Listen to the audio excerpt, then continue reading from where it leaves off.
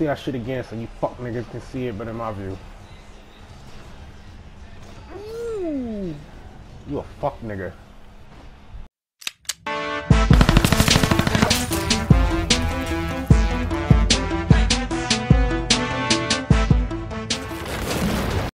What's up, YouTube? Typical black guy back up in this motherfucker with another episode of Black Guy Chronicles, which is pretty much just when I tell y'all some real shit, some trill shit from my life and shit that actually happened and you know, in the attempt to entertain y'all. And today I'm gonna be talking to y'all about how me and my wife got not banned, but we fled from Walmart because some shit popped off. But might as well just get straight into the shit. Where do I start? Okay, I'll start right here. This shit happened like 2 weeks ago, and there's this Walmart that me and my girl always fucking go to because it's the closest one, you know what I'm saying, and it's small. I like small, confined places, and it's a small Walmart, so we always go there.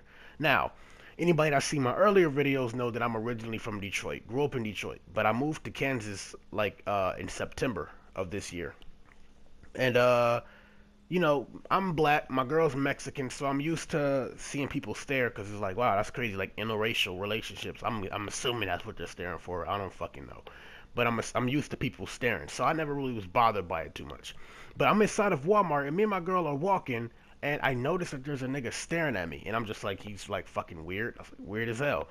So I'm like, whatever, you know, we keep it pushing. And then out the corner of my eye, I see the nigga staring at me still. So I stop and I start staring at the nigga. And the dude was like probably like somewhere around in his 40s, mid 40s, late 40s, somewhere around there, right? I stop, I stare at the dude. And I'm like, yo, my man's like, why you keep staring at me, bro? Wasn't disrespectful, nothing. I just asked him why he was staring at me. So anyways, I'm like, yo, like, why you keep staring at me, bro? And then my man's just instantly fucking gets an attitude. And he's like, you got a fucking problem, man? And then that's when I got an attitude, because I came at you with respect and asked a simple question. Don't fucking disrespect me.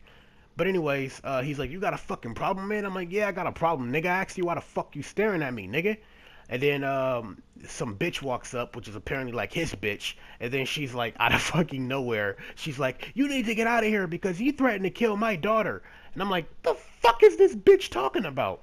So anyways, I'm like, yo, bitch, you better get the fuck out of my face before I smack the shit out you. And she immediately like takes off down the aisle. Like she was with him, but as soon as I told after that bitch, she like left down the aisle. Like that bitch was gone. You saw like scuff marks on the floor from when that bitch was like she was out that bitch. And then this nigga immediately goes, he's like, yeah, you threatened to kill my daughter. And I'm like, what the fuck? And to me, I'm thinking like, yo, these some crazy people, and they both are claiming the same shit. So these are like crazy people with like their same fucking crazy ass minds and fucking sync. So I'm like, I was annoyed, I was confused, and I was impressed because it's like, yo, that takes a special kind of crazy for you. Like there's 7 billion people on Earth, and you just so happen to find the other crazy motherfucker, and y'all minds are in sync. That's crazy. I like it. Whatever. Anyways. Shit's going on. Me and my man start arguing. My girl immediately fucking grabs my arm. And I hate that shit. Like, she starts grabbing my arm. I wasn't really getting ready to swing on a nigga. Because, you know, I thought he was crazy.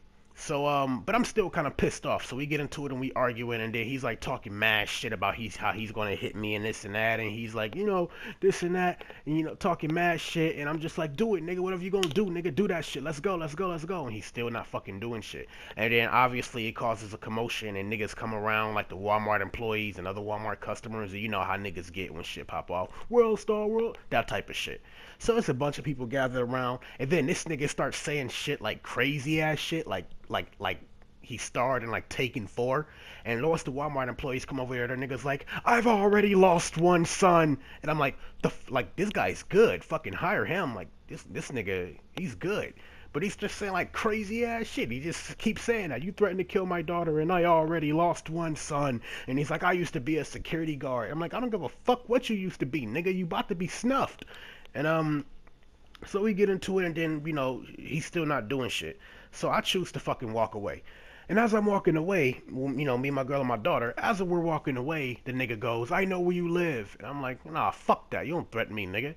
So I try to turn around and, you know, go up to the nigga. So I turn around, my girl immediately grabs both of my arms. She won't fucking let him go. And I'm trying to get her to let him go because if I start swinging, I don't want to pull back an elbow and get you a black eye. And now we looking like Ike and Tina up in that motherfucker. And you know how that's gonna look like.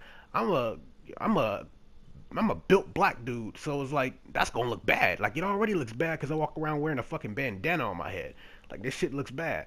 But she keeps grabbing me, and since she won't stop grabbing me, I'm like, you know what? Fuck it. I'm about to get this nigga the final test. He just keeps talking about, you come close to me, I'm gonna knock you out, punk. Oh, are you ready, punk? Like this nigga's using like Clint Eastwood lines and shit. He's like, are you ready, punk?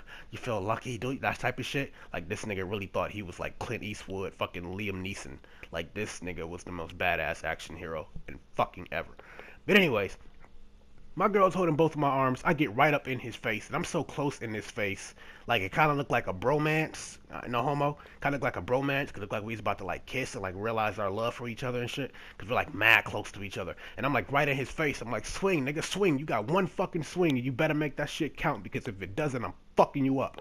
And this nigga still doesn't do shit. And I'm like, that's what I thought, little pussy ass nigga.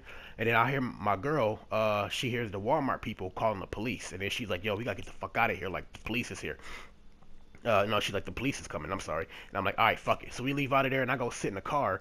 And then since we go to that Walmart a lot, I wanted to explain shit. Like, I didn't want to change the relationship that we have with those Walmart people because that's the closest one. That's the one we always went to. So I was getting ready, as we was pulling out the parking lot, I get ready to pull up back on them, and I'm like, yo, like, you know, let me just go explain to them, just let them know, like, I ain't mean to fuck up y'all store, you know what I'm saying, this shit happened, isolated incident, I just don't like people disrespecting my family, I hope this doesn't ruin shit for us, blase blah, blase splee, blah, blah, blah, blah, blah, whatever the fuck.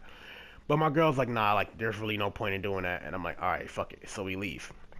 Now, y'all remember earlier when I said nigga kept staring at me? Remember that. Remember when I said old girl kept on fucking talking about I threatened to kill their daughter? Remember that. Because now here's where all that shit comes into play. Come to find out, my girl didn't tell me this until after we left. But come to find out, she knew the fucking people there. My girl used to have a Hispanic homegirl back in the day who didn't like black people. Her family didn't like black people, so they didn't like me off rip because I was black. Which is funny to me because it's like, it's so fucking hilarious to me that a person I've never met, I can have such an influence on their life and just, they don't like me, but I don't fucking know you. I don't know you exist. Like, that's ridiculous. But anyway, yeah, they didn't like, she didn't like me off rip. Her homegirl didn't like me off rip or whatever, but her and her homegirl ended up having a falling out. It was related to me over some shit that she took offense to.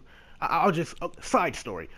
I was reading an article before, and this bitch just so happened to be pregnant. Her friend, I was racist, just so happened to be pregnant. But I was happy to be reading an article, and for whatever reason, she was on my Facebook page for whatever reason. But I happened to be reading an article in Detroit, and some chick had a baby, and like either like drowned it in the toilet or like threw it away, some shit like that. But I just made a Facebook status, and I was like, some people shouldn't have babies. And then this bitch just decided to snatch the shoe off the rack and try that motherfucker on, and realized it was a great fit. And now she's like, this is like when me and my girl first started dating, and she's like, oh, tell him to take that off his Facebook. I know it's about me. And my girl's like, I can't tell him what the fuck to do with his Facebook page.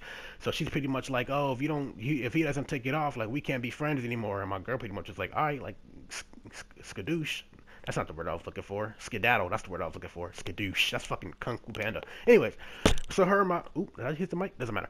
Her and my homegirl, I mean, I'm fucking this all up, but I'm not starting over because this is way too much talking right now. But now I'm rambling. Doesn't matter. Let's get back to the story. Her and my girl stopped being friends because of that fuck shit. So I'm guessing this ties in with the main story. I'm guessing she had her feelings hurt and she was butthurt because then she started telling her parents lies and shit. Because my girl had went over there one time and just to like chill. Like this is a few years after all that shit had happened. And she goes to go chill and her parents are like, we don't want you over here because we heard what you said about us. So my girl's like, the fuck are y'all talking about? But so pretty sure that she told her parents lies.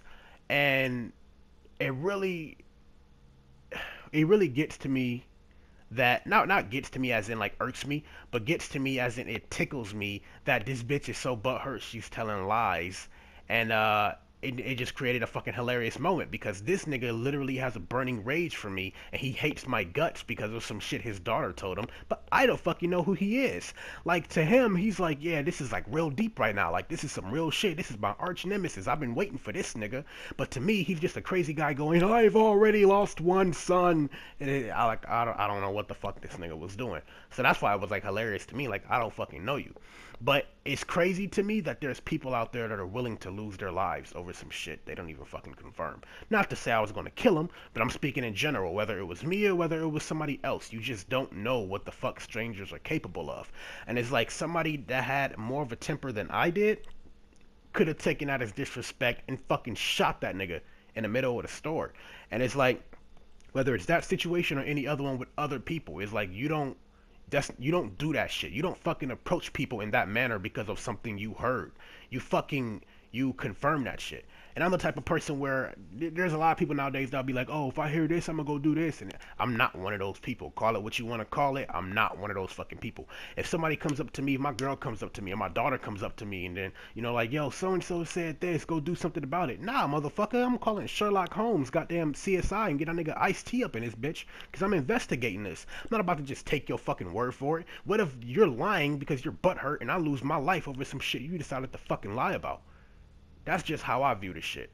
But I guess the moral of this story is stop playing Captain Save-A-Ho, because you playing Captain Save-A-Ho, and once your ass get that kryptonite, who the fuck is gonna come and save your ass? That's all I got to say on this shit.